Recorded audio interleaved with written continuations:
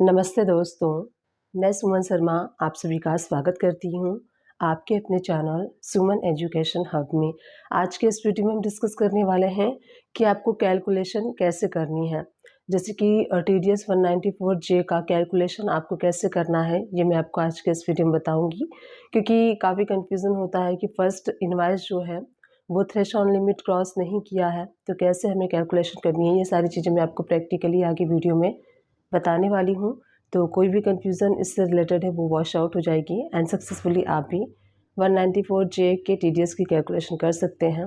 And उसके बाद entry कैसे करनी है वो नेक्स्ट वीडियो में मैं आपको बताऊँगी।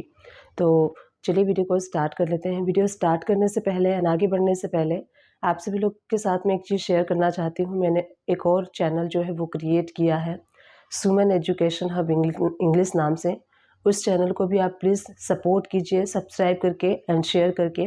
वो चैनल आपको इसी चैनल के नीचे मिल जाएगा एंड उस चैनल को सब्सक्राइब कर लीजिए। आप भी चाहें तो आप भी उस चैनल को वॉच कर सकते हैं।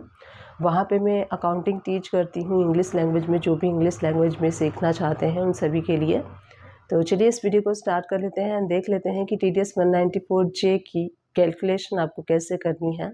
आप यहाँ देख सकते हैं मैंने एक डिटेल प्रिपेयर की है सो दैट मैं आपको एक्सप्लेन कर सकूँ। तो सबसे पहले आप ऊपर देखेंगे कि TDS की कैलकुलेशन कैसे करनी है।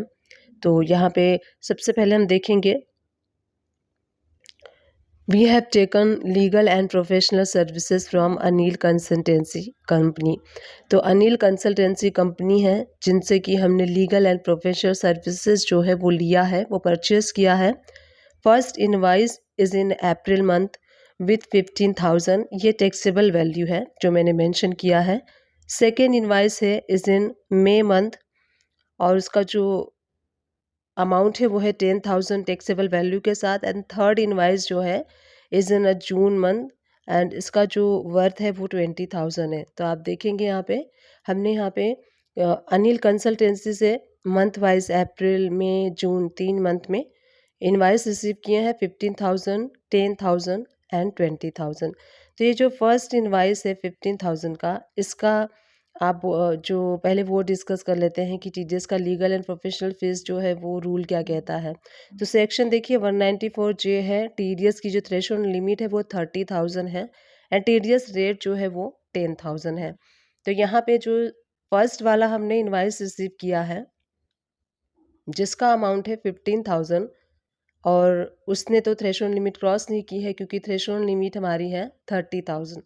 तो अब हम क्या करेंगे, जो 15,000 फर्स्ट इनवाइस था उसका हम TDS डिडक्ट नहीं करेंगे क्योंकि ये जो थ्रेशोल्ड लिमिट है वो उसने क्रॉस नहीं की है। तो जो 15,000 का हमारा फर्स्ट इनवाइस है उसका हम टोटल पेमेंट कर देंगे। और उसके बाद जो सेकेंड इनवाइस है, सेकेंड इनवाइस अगर आप देखेंगे तो 10,000 का है। तो 15,000 प्लस 10,000 अगर आप करते हैं तो फिर 25,000 होता है, which is again not eligible for TDS का जो थ्रेशोल्ड लिमिट है 30,000 फिर भी नहीं क्रॉस किया है। तो 10,000 का भी हम जो है वो भी पेमेंट कर देंगे पार्टी को। अब जब हम जून मंथ में थर्ड इनवाइस हमने रिसीव किया है 20,000 रुपीज़ का, तो अब हम तीनों को जो ऐड करेंगे 15,000, 10,000, 20,000, तीनों को जब हम ऐड करेंगे तो ये होता है 45,000।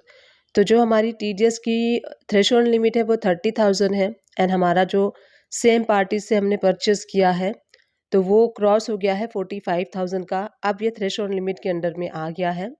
तो टोटल इनवॉइस की वैल्यू मैंने यहाँ पे मेंशन कर दी है 45,000 एंड यहाँ देखिए 30,000 इसकी लिमिट थी, तो यहाँ पे 45,000 टोटल पे हम यहाँ पे TDS कैलकुलेट करेंगे। तो जो TDS total to be deducted है वो है 4,500 का एट द रेट ऑफ, इसका 10% आप निकाल लीजिए। तो 45,000 का 10% 4,500 हो गया। तो 4,500 TDS इसका हमें डिडक्ट करना है। तो अब यहाँ पे मैं आपको एक चीज़ और एक्सप्लेन कर देती हूँ कि जो इनवाइसेस हमने रिसीव किया है first, second and third month wise जो हमने रिसीव किया है, तो उसमें अब हमें क्या करना है। फर्स्ट इनवाइस का तो हम जो पेमेंट है वो दे चुके हैं, सेकेंड इनवाइस का ही पेमेंट दे चुके हैं। थर्ड इनवाइस जो बचती है 20,000, 20,000 में से हमें 4,500 रुपीज़ माइनस कर लेने हैं। तो 19,100 रुपीज़ बचते हैं। इतना हमें पेमेंट करना है पार्टी को। तो इतने की पेमेंट हम कर देंगे पार्टी को और अकाउंट हो जाएगा नील। अब 19,100 रुपीज़ पेबल कैसे आया तो वो भी मैं आपको यहाँ पे एक्सप्लेन कर देती हूँ। तो ये जो 20,000 का इनवाइस है यहाँ पे मैंने टैक्सेबल अमाउंट लिखा है, क्योंकि जो हम टैक्स डिडक्ट करते हैं वो टैक्सेबल अमाउंट के ऊपर करते हैं, टीडीएस इंक्लूड करके नहीं करते हैं। तो यहाँ पे जो 20,000 का इनवाइस है उसके ऊपर 18% हो गया, तो 23,000 इसका जो वैल्यू हो गया है। और उसके बाद इसमें से 4,500 हम माइनस कर लेंगे, तो यहाँ देखिए बचता है 19,100 रुपीज़। इतना पेबल होता है, तो पार्टी को हम इतना पे कर देंगे। और टीडीएस हमें जो डिडक्ट करना है वो हमेशा याद रखिए आपको टैक्सेबल वैल्यू के ऊपर करना होता है। सपोज़ कीजिए आपका जो इनवाइस है 15,000 है प्लस जीएसटी है, 10,000 है प्लस जीएसटी है, 20,000 है प्लस जीएसटी है।